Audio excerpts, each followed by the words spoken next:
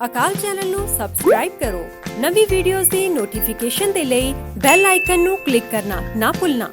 ਹੱਕ ਹੈ ਹਰ ਇੱਕ ਨੂੰ ਆਪਣੇ ਧਰਮ ਦੀਆਂ ਗੱਲਾਂ ਕਰਨ ਦਾ, ਧਰਮ ਦੀਆਂ ਬਾਤਾਂ ਪਾਉਣ ਦਾ, ਪਰ ਕਿਸੇ ਨੂੰ ਡਰਾ ਕੇ, ਕਿਸੇ ਨੂੰ ਧਮਕਾ ਕੇ, ਕਿਸੇ ਨੂੰ ਲਾਲਚ ਦੇ ਕੇ ਧਰਮ ਪਰਿਵਰਤਨ ਕਰਾਉਣਾ ਜਾਂ ਜ਼ਬਰੀ ਧਰਮ ਪਰਿਵਰਤਨ ਕਰਾਉਣਾ ਜਾਂ ਲਫ਼ਜ਼ ਜਹਾਦ ਵਰਗੇ ਜਿਹੜੇ ਹੈ ਕੋਝੇ ਹੱਥ ਕੰਡੇ ਵਰਤ ਕੇ ਧਰਮ ਪਰਿਵਰਤਨ ਕਰਾਉਣਾ, ਇਹਦੀ ਇਨਸਾਨੀਅਤ ਔਰ ਇਨਸਾਨੀਅਤ ਦਾ ਧਰਮ ਜਿਹੜਾ ਹੈ ਉਹ ਆਗਿਆ ਨਹੀਂ ਦਿੰਦਾ। ਇਸ ਕਰਕੇ ਸਾਨੂੰ ਦੁੱਖ ਹੈ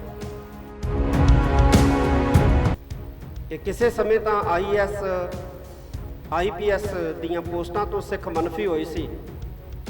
ਹੁਣ ਪੰਜਾਬ ਦੀ ਧਰਤੀ ਦੇ ਉੱਤੇ ਜਿਹੜੀਆਂ ਬਾਕੀ ਦੀਆਂ ਸਰਕਾਰੀ ਨੌਕਰੀਆਂ ਨੇ ਉਹਨਾਂ ਦੇ ਉੱਤੇ ਵੀ ਬਿਹਾਰ, ਉੱਤਰ ਪ੍ਰਦੇਸ਼ ਤੇ ਹੋਰ ਸਟੇਟਾਂ ਦੇ ਜਿਹੜੇ ਕਾਬਲ ਨੌਜਵਾਨ ਹੈ ਉਹ ਕਾਬਜ਼ ਹੋ ਗਏ ਹੈ ਤੇ ਪੰਜਾਬ ਦੇ ਨੌਜਵਾਨ ਜਿਹੜੇ ਹੈ ਉਹ ਪਿੱਛੇ ਰਹਿ ਗਏ। ਰਾਜਨੀਤਿਕ ਲੋਕਾਂ ਤੋਂ ਤਾਂ ਆਸ ਨਹੀਂ ਹੈ, ਧਾਰਮਿਕ ਲੋਕਾਂ ਤੋਂ ਆਸ ਸੀ, ਪਰ ਅੱਜ ਅਸੀਂ ਜਦੋਂ ਝਾਤ ਮਾਰਦੇ ਹਾਂ ਤੇ ਸਾਡੇ ਜਿਹੜੇ ਧਾਰਮਿਕ ਆਗੂ ਜਾਂ ਧਾਰਮਿਕ ਲੋਕ ਹੈ ਉਹ ਆਪਸ ਦੇ ਵਿੱਚ ਹੀ ਉਲਝੇ ਪਏ।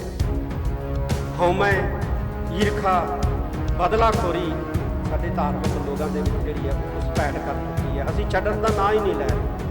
ਨਾ ਈਰਖਾ, ਨਾ ਹਉਮੈ, ਨਾ ਹੰਕਾਰ, ਨਾ ਬਦਲੀਖੋਰੀ ਦੀ ਭਾਵਨਾ, ਅਸੀਂ ਇਹਦੇ ਵਿੱਚ ਲਬਰੇਜ਼ ਹੋ ਗਏ। ਕਿਵੇਂ ਬਚਾਵਾਂਗੇ ਆਪਣੇ ਨੌਜਵਾਨਾਂ?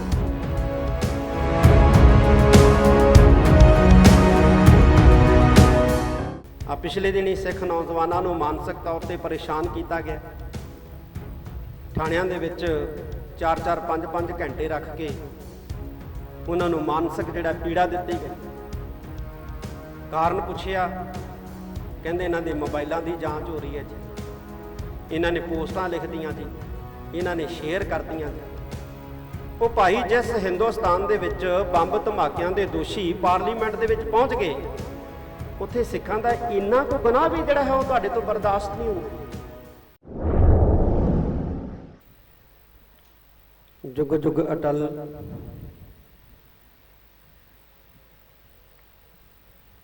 ਲੋਕ ਪਰਲੋਕ ਦੇ ਰਾਖੇ,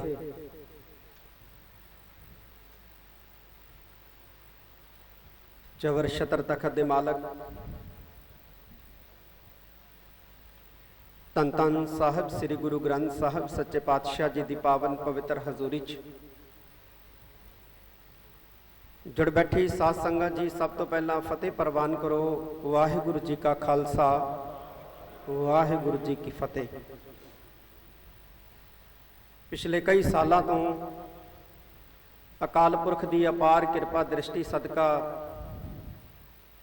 ਤਖਤ ਸ੍ਰੀ ਦਮਦਮਾ ਸਾਹਿਬ ਜੀ ਵਿਖੇ ਧੰਨ ਧੰਨ ਸਾਹਿਬ ਸ੍ਰੀ ਗੁਰੂ ਗ੍ਰੰਥ ਸਾਹਿਬ ਸੱਚੇ ਪਾਤਸ਼ਾਹ ਜੀ ਦੀ ਪਾਵਨ ਬਾਣੀ ਦੀ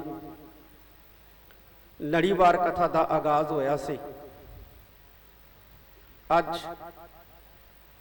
ਕਥਾ ਦੇ ਭੋਗ ਪਏ ਨੇ। ਉਪਰੰਤ ਸੱਚਖੰਡ ਸ੍ਰੀ ਹਰਿਮੰਦਰ ਸਾਹਿਬ ਜੀ, ਸ੍ਰੀ ਦਰਬਾਰ ਸਾਹਿਬ ਜੀ ਦੇ ਹਜ਼ੂਰੀ ਰਾਗੀ ਭਾਈ ਸਾਹਿਬ ਭਾਈ ਲਖਵਿੰਦਰ ਸਿੰਘ ਜੀ ਨੇ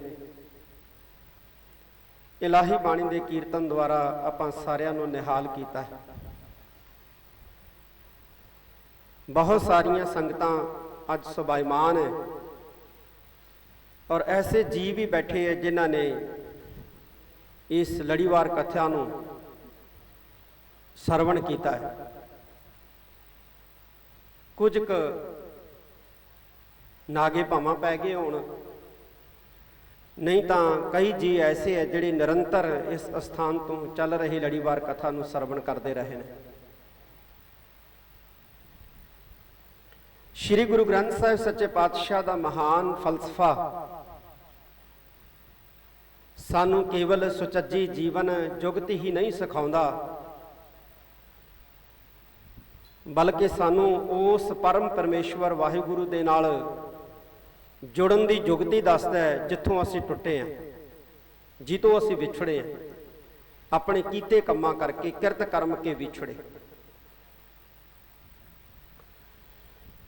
ਅੱਜ ਲੋੜ ਇਸ ਗੱਲ ਦੀ ਹੈ ਕਿ ਅਸੀਂ ਧੰਨ ਧੰਨ ਸਾਹਿਬ ਸ੍ਰੀ ਗੁਰੂ ਗ੍ਰੰਥ ਸਾਹਿਬ ਸੱਚੇ ਪਾਤਸ਼ਾਹ ਦੀ ਬਾਣੀ ਦਾ ਪੱਲਾ ਫੜੀਏ।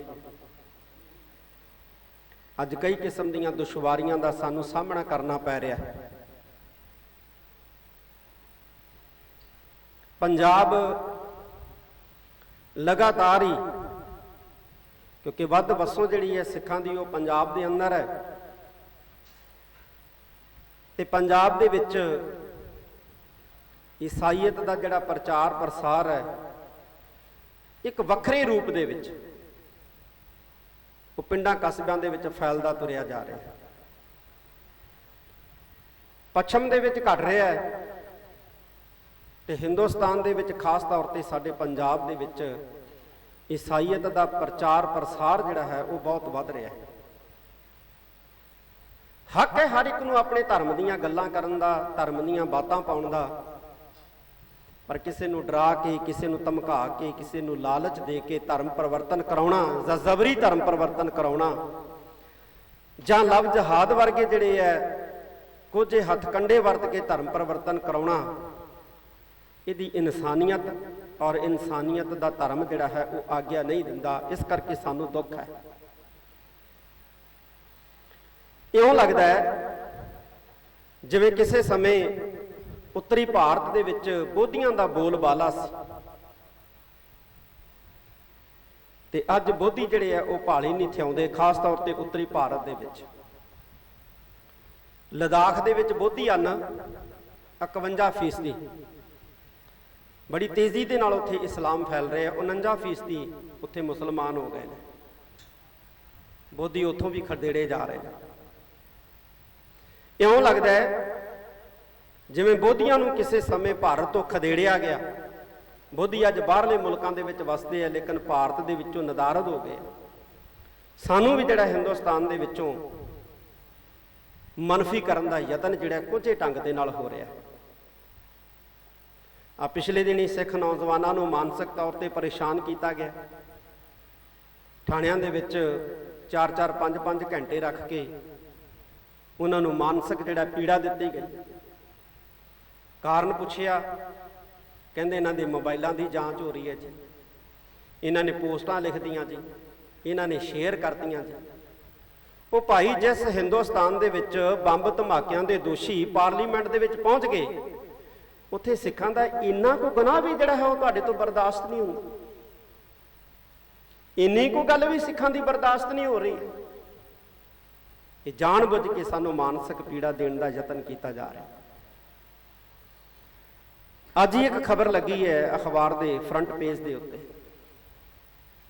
ਕਿ ਕਿਸੇ ਸਮੇਂ ਤਾਂ IAS IPS ਦੀਆਂ ਪੋਸਟਾਂ ਤੋਂ ਸਿੱਖ ਮਨਫੀ ਹੋਏ ਸੀ। ਹੁਣ ਪੰਜਾਬ ਦੀ ਧਰਤੀ ਦੇ ਉੱਤੇ ਜਿਹੜੀਆਂ ਬਾਕੀ ਦੀਆਂ ਸਰਕਾਰੀ ਨੌਕਰੀਆਂ ਨੇ ਉਹਨਾਂ ਦੇ ਉੱਤੇ ਵੀ ਬਿਹਾਰ, ਉੱਤਰ ਪ੍ਰਦੇਸ਼ ਤੇ ਹੋਰ ਸਟੇਟਾਂ ਦੇ ਜਿਹੜੇ ਕਾਬਲ ਨੌਜਵਾਨ ਹੈ ਉਹ ਕਾਬਜ਼ ਹੋ ਗਏ ਹੈ ਤੇ ਪੰਜਾਬ ਦੇ ਨੌਜਵਾਨ ਜਿਹੜੇ ਹੈ ਉਹ ਪਿੱਛੇ ਰਹਿ ਗਏ। ਯਾਨੀ ਬਿਜਲੀ ਬੋਰਡ ਦੀਆਂ ਪੋਸਟਾਂ, ਹੋਰ ਜਿਹੜੇ ਸਰਕਾਰੀ ਮਹਿਕਮੇ ਆ ਉਹਨਾਂ ਦੀਆਂ ਜਿਹੜੀਆਂ ਪੋਸਟਾਂ ਨੇ ਉਹਨਾਂ ਉੱਪਰ ਵੀ ਗੈਰ ਜਿਹੜੇ ਨੇ ਪੰਜਾਬੀ ਉਹ ਆ ਕੇ ਬਹਿ ਗਏ ਨੇ ਆਪਣੀ ਕਾਬਲੀਅਤ ਦੇ ਦਮ ਤੇ। ਅਸੀਂ ਕਿੱਥੇ ਖੜੋਤੇ?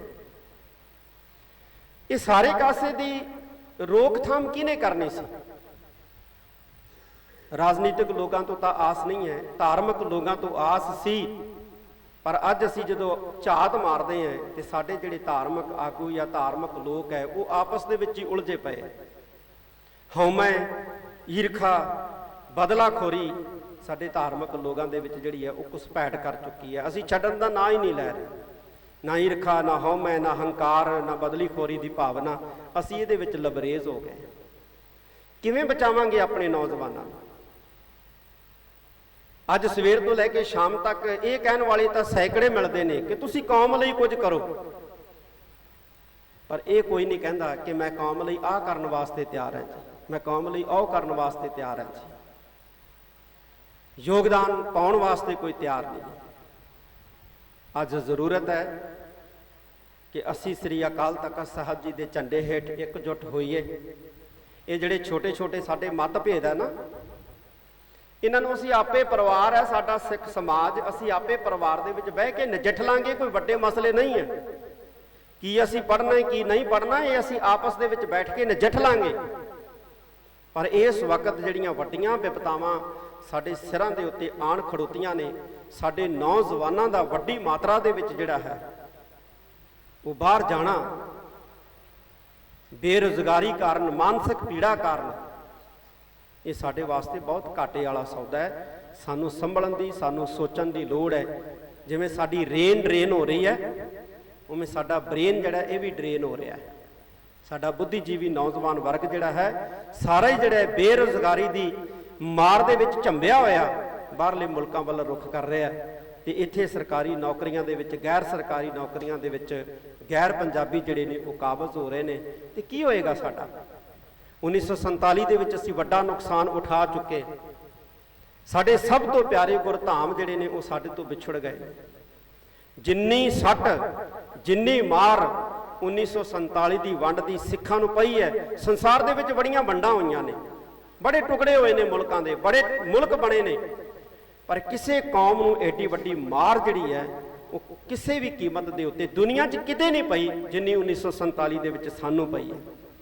ਕੇਵਲ ਜਾਨੀ ਨੁਕਸਾਨ ਨਹੀਂ ਹੋਇਆ, ਮਾਲੀ ਨੁਕਸਾਨ ਨਹੀਂ ਹੋਇਆ, ਬਲਕਿ ਸਾਡੇ ਪਿਆਰੇ ਗੁਰਧਾਮ ਜਿਹੜੇ ਆ ਉਹ ਸਾਡੇ ਤੋਂ ਵਿਛੜ ਗਏ।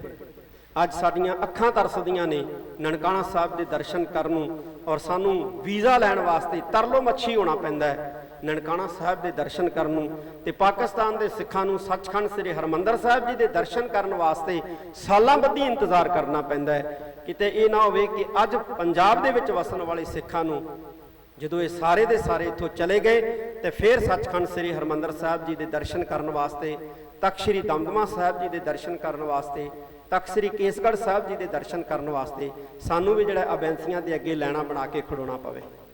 ਅਰਦਾਸ ਕਰੀਏ ਕਿ ਸੱਚੇ ਪਾਤਸ਼ਾਹ ਸਾਨੂੰ ਇੱਥੇ ਪੰਜਾਬ ਦੀ ਧਰਤੀ ਦੇ ਉੱਤੇ ਤਾਕਤ ਬਖਸ਼, ਅਸੀਂ ਸੰਪੰਨ ਹੋਈਏ, ਅਸੀਂ ਕਾਬਲ ਹੋਈਏ। ਗੁਰੂ ਗੋਬਿੰਦ ਸਿੰਘ ਮਹਾਰਾਜ ਨੇ ਸਾਨੂੰ ਸਰਦਾਰ ਬਣਾਇਆ ਸੀ, ਇਹ ਦਾਦਿਆਂ ਤੇ ਦਾਨੀਆਂ ਦੀ ਕੌਮ ਬਣਾਈ ਸੀ, ਅੱਜ ਭਿਖਾਰੀਆਂ ਦੀ ਬਣ ਕੇ ਰਹਿ ਗਈ ਹੈ।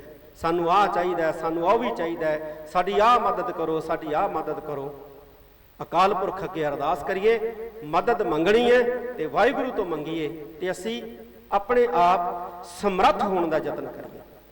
ਭਾਰਤ ਦੇ ਪ੍ਰਧਾਨ ਮੰਤਰੀ ਨੇ ਕਿਹਾ ਨਾ, ਆਤਮ ਨਿਰਭਰ ਬਣੋ। ਅੱਜ ਸਾਨੂੰ ਸਿੱਖਾਂ ਨੂੰ ਬਾਹਲੀ ਲੋੜ ਹੈ ਆਤਮ ਨਿਰਭਰ ਬਣਨ ਦੀ। ਕਿਸੇ ਸਰਕਾਰ ਤੇ ਨਿਰਭਰ ਨਾ ਹੋਈਏ, ਕਿਸੇ ਬੰਦੇ ਤੇ ਨਿਰਭਰ ਨਾ ਹੋਈਏ, ਅਕਾਲ ਪੁਰਖ ਤੇ ਨਿਰਭਰ ਹੋਈਏ। ਵਾਹਿਗੁਰੂ ਸਾਡਾ ਆਪ ਹੀ ਜਿਹੜਾ ਹੈ ਉਹ ਪੱਲਾ ਫੜੇਗਾ, ਸਾਡੀ ਬਾਹ ਫੜੇਗਾ, ਸਾਨੂੰ ਉਹ ਬਚਾਏਗਾ। ਬਹੁਤ ਸਾਰੀਆਂ ਸੰਗਤਾਂ ਅੱਜ ਦੇ ਇਸ ਸਮਾਗਮ ਦੇ ਵਿੱਚ ਸ਼ਾਮਲ ਹੋਈਆਂ ਨੇ। ਇਸ ਤਖਤ ਸਾਹਿਬ ਜੀ ਦੇ ਹੈੱਡ ਗ੍ਰੰਥੀ ਬਤੌਰ ਕਥਾਵਾਚਕ ਜੋ ਕਾਰਜਸ਼ੀਲ ਹੈ, ਉਹਨਾਂ ਨੇ ਸ੍ਰੀ ਗੁਰੂ ਗ੍ਰੰਥ ਸਾਹਿਬ ਜੀ ਦੀ ਸੰਪੂਰਨ ਕਥਾ ਜਿਹੜੀ ਹੈ ਉਹ ਇਸ ਅਸਥਾਨ ਤੋਂ ਸਿੱਖ ਸੰਗਤਾਂ ਨੂੰ ਸੁਣਾਈ ਹੈ। ਭਾਈ ਜਗਤਾਰ ਸਿੰਘ ਜੀ, ਮੈਂ ਉਹਨਾਂ ਦਾ ਵੀ ਬਹੁਤ ਬਹੁਤ ਧੰਨਵਾਦ ਕਰਦਾ ਹਾਂ। ਆਪ ਸਾਰੀਆਂ ਸੰਗਤਾਂ ਨੇ ਮੈਂ ਫਿਰ ਬੇਨਤੀ ਕਰਾਂ ਕਿ ਸੁਣਾਉਣ ਵਾਲੇ ਨੂੰ ਨਾਲੋਂ ਸੁਣਨ ਵਾਲਾ ਬੜਾ ਮਹਾਨ ਹੁੰਦਾ ਹੈ। ਤੇ ਇੱਥੇ ਇਹੋ ਜਿਹੇ ਜੀ ਬੈਠੇ ਨੇ ਜਿਨ੍ਹਾਂ ਨੇ ਸ੍ਰੀ ਗੁਰੂ ਗ੍ਰੰਥ ਸਾਹਿਬ ਸੱਚੇ ਪਾਤਸ਼ਾਹ ਦੀ ਪਾਵਨ ਬਾਣੀ ਦੀ ਲੜੀਵਾਰ ਕਥਾ ਕਈ ਸਾਲ ਲਗਾਤਾਰ ਕੁਝ ਕੁ ਨਾਗੇ ਪਾਇਆ ਇੱਥੇ ਬੈਠ ਕੇ ਸਰਵਣ ਕੀਤੀ ਹੈ। ਵਾਹਿਗੁਰੂ ਅੱਗੇ ਅਰਦਾਸ, ਸੱਚੇ ਪਾਤਸ਼ਾਹ ਤੁਹਾਡੇ ਸਾਰਿਆਂ ਤੇ ਮਿਹਰ ਭਰਿਆ ਹੱਥ ਰੱਖੇ। ਹੁਣ ਆਨੰਦ ਸਾਹਿਬ ਜੀ ਦਾ ਪਾਠ ਹੋਏਗਾ, ਉਪਰੰਤ ਅਰਦਾਸ, ਤੇ ਫਿਰ ਆਪਾਂ ਸ੍ਰੀ ਗੁਰੂ ਗ੍ਰੰਥ ਸਾਹਿਬ ਜੀ ਦੀ ਲੜੀਵਾਰ ਕਥਾ ਦਾ ਦੁਬਾਰਾ ਜਿਹੜਾ ਹੈ ਉਹ ਪ੍ਰਾਰੰਭ ਕਰਾਂਗੇ। ਅਕਾਲ ਪੁਰਖ ਦਾ ਓਟ ਆਸਰਾ ਲੈ ਕੇ ਇੰਨੇ ਸ਼ਬਦ ਪ੍ਰਵਾਨ ਕਰਨੇ। ਵਾਹਿਗੁਰੂ ਜੀ ਕਾ ਖਾਲਸਾ, ਵਾਹਿਗੁਰੂ ਜੀ ਕੀ ਫਤਿਹ। ਅਕਾਲ ਚੈਨਲ ਨੂੰ ਸਬਸਕ੍ਰਾਈਬ ਕਰੋ। ਨਵੀਂ ਵੀਡੀਓਜ਼ ਦੀ ਨੋਟੀਫਿਕੇਸ਼ਨ ਦੇ ਲਈ ਬੈਲ ਆਈਕਨ ਨੂੰ ਕਲਿੱਕ ਕਰਨਾ ਨਾ ਭੁੱਲਣਾ।